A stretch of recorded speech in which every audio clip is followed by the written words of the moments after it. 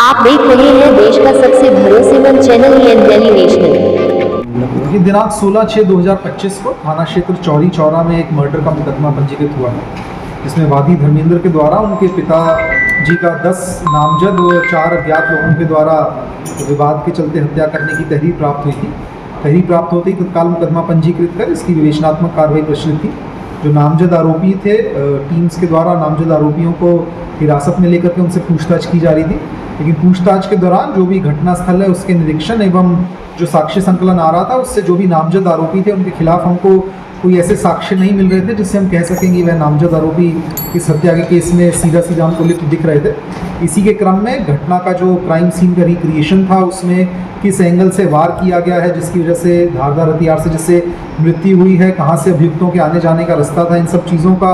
जब एनालिसिस किया गया तो उसके क्रम में जो भी वादी के द्वारा तहरीर दी गई थी और उसमें लोग नामजद किए गए थे उनके खिलाफ कुछ ठोस हमको साक्ष्य नहीं मिल रहे थे, जिसके क्रम में टीमों के द्वारा फर्दर हमारा इसमें साक्ष्य संकलन किया गया। अंततः हमारे पास जो भी प्राप्त साक्ष्य थे उसके क्रम में जो वादी मुकदमा धर्मेंद्र थे उन्हीं से जब पूछताछ की गई और अन्य परिवारीजनों से पूछताछ की गई तो उसमें जो हमको डिस्क्रिपेंसीज लग रही थी उसके क्रम में आगे विवेचना करते हुए हम लोगों के सामने ऐसे सबूत आए जिसके माध्यम से हम फाइनली इस केस को वर्कआउट कर पाए और वादी मुकदमा धर्मेंद्र स्वयं ही इस केस का आरोपी निकला। उसी के द्वारा अपने पिता की धारदार हथियार से हत्या की गई थी।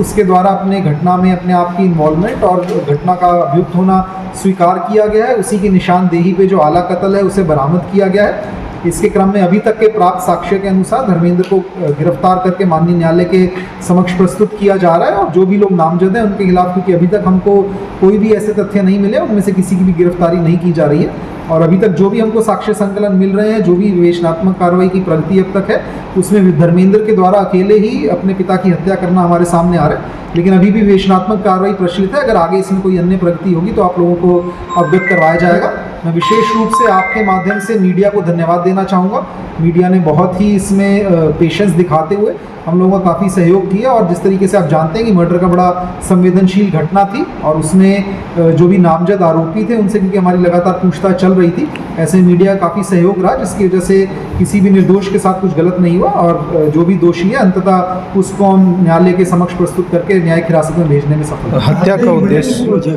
देखिए, हत्या की जो वजहें इनके द्वारा बताई गई हैं, इनका परिवार में विवाद चल रहा था कि धर्मेंद्र का कोई सीधा आय का स्रोत नहीं था, वे अपने पिता पे ही आय के लिए पिताजी पे ही निर्भर थे और इसको लेकर के घर में कई बार विवाद रहता था। अभी घटना से कुछ दिन पूर्व भी इनका घर में काफ़ी ज़्यादा विवाद हुआ था अपने पिताजी के साथ और जिस दिन रात्रि में पिता की मृत्यु हुई है उस दिन रात को भोजन के समय भी इनका काफ़ी विवाद रहा था। तो जो पारिवारिक झगड़ा था इनका, उसके क्रम में उसी से रोष में आकर के इनके द्वारा बताया गया कि इनके द्वारा घटना। तो अभियुक्त की पहचान कैसे हुई सर? अभियुक्त की पहचान जैसा कि मैंने आपको बताया कि जो हमारे पास साक्ष्य घटना के क्रम में आ रहे थे, जो पूछताछ में चीज़ें सामने आ रही थी, उससे जो भी डिस्क्रिपेंसीज थी, जो क्राइम सीन के फॉरेंसिक के द्वारा क्राइम सीन घटनास्थल देख करके जिस एंगल से वार किया गया था, जहां से अभियुक्तों के आने जाने का रास्ता बताया जा रहा था, उसमें जो भी हमको डिस्क्रिपेंसीज लग रही थी उनको फाइनली वर्कआउट करते हुए हमारी टीम के द्वारा अभियुक्त तक पहुँचा गया। बेटे के द्वारा